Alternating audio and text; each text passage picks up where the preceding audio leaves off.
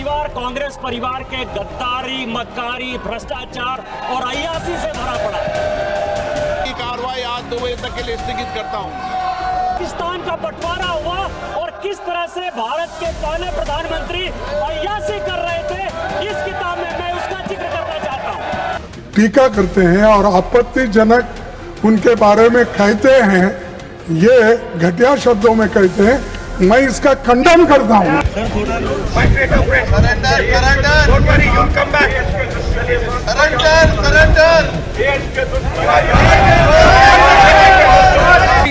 सभा की कार्यवाही 5 बजे तक स्थगित की जा सकती है।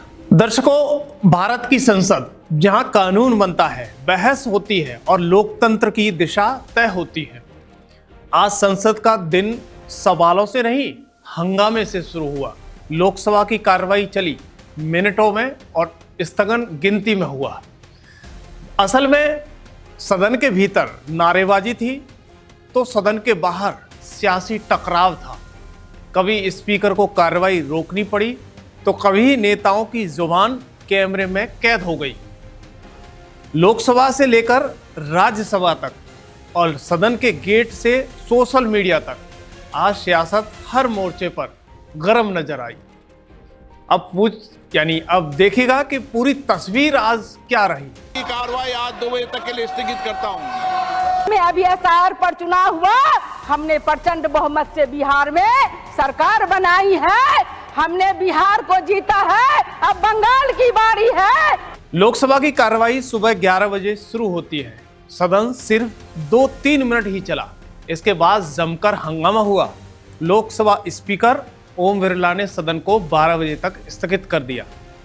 फिर 12 बजे बाद लोकसभा की कार्रवाई शुरू होती है, लेकिन ये करीब 5 मिनट तक ही चल सकी। इसके बाद सदन को 2 बजे तक के लिए रोक दिया जाता है।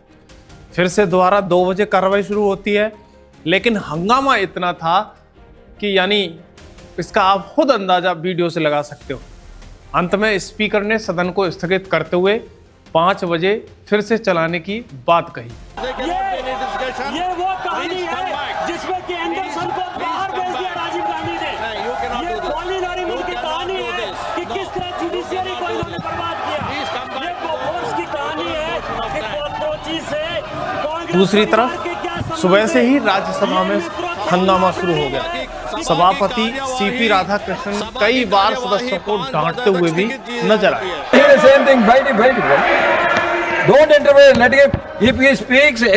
विपक्षी सांसदों ने जमकर नारेबाजी की। नरेंद्र मोदी डरता है, सदन से भागता है, इस तरह की नारेबाजी संसद में होती हुई दिखाई दी। करने के बाद आपने यही परंपराएं लागू किए। इसी बीच वाणिज्य और उद्योग मंत्री पीयूष गोयल खड़े हुए। उन्होंने कहा कि भारत ने मेक इन इंडिया और वर्ल्ड फॉर इंडिया को साकार करने की दिशा में ये एक बड़ा कदम उठाया है। इससे भारत अमेरिका संबंध मजबूत होंगे और दोनों देश साझा समृद्धि और व्यापार समझौतों पर साथ साथ काम करेंगे। प्रौद्योगिकियों तक पहुंच का सुगम बनाएगी और भारत के make in India for the world, design in India for the world और innovate in India for the world के दृष्टिकोण को साकार करने में सहायक होगी। वहीं राज्यसभा में नक्सलवाद के मुद्दे पर गृह राज्य मंत्री नित्यानंद राय ने बयान दिया। उन्होंने कहा कि झारखंड समेत तमाम राज्यों में नक्सलवाद को जड़ से खत्म करने के लिए सरकार काम कर रही है। उनका कहना था कि गृह मंत्री अमित शाह ने मार्च 2026 तक नक्सलवाद समाप्त करने का लक्ष्य तय किया है। महोदय, हम देते रहेंगे तब तक जब तक कि यह नक्सलवाद पूर्ण रूप से समाप्त न हो जाए और वह जिला जो प्रभावित रहेगा उसको देते रहेंगे। लेकिन अब वह दिन दूर नहीं है कि अब इस प्रकार की विशेष सहायता देने की जरूरत नहीं पड़ेगी।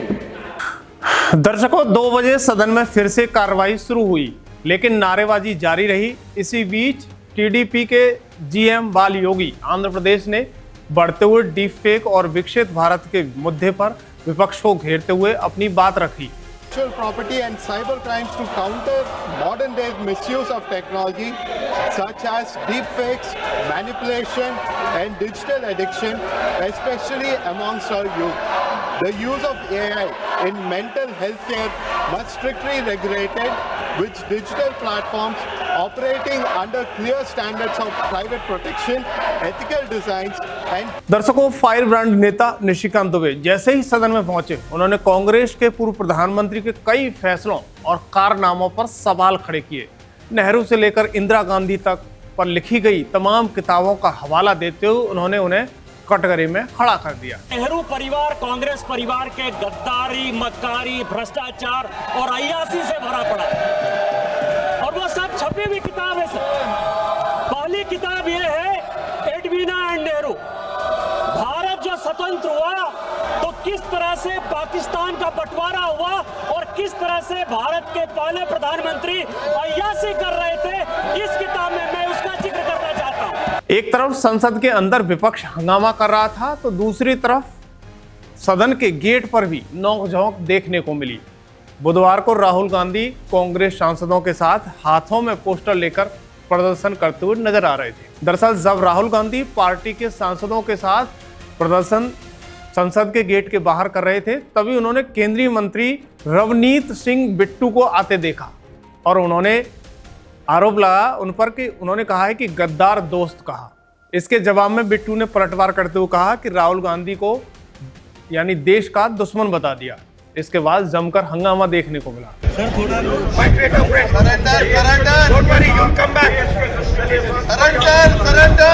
दूसरी तरफ राज्यसभा में भाजपा के पूर्व राष्ट्रीय अध्यक्ष जगत प्रकाश नड्डा ने विपक्ष पर सवाल खड़े किए। उन्होंने कहा कि यह विपक्ष न तो लोकसभा में सुनना चाहता है और न ही राज्यसभा में, और बार बार सदन की कार्रवाई चलने नहीं दे रहा है। यानी उनका आरोप था कि विपक्ष बार बार रूठ कर वॉकआउट कर जाता है। ऑपोजिशन ने की है वह यहाँ के नियमों के विरुद्ध है, इसलिए उसे टोटली एक्सपंज किया जाए। दूसरे हाउस की बात इस हाउस में नहीं की जा सकती है।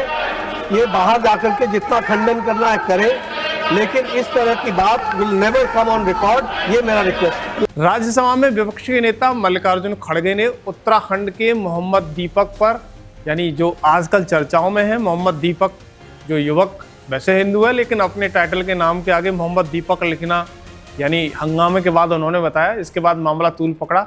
इस मामले पर मल्लिकार्जुन खड़गे ने सरकार को घेरा।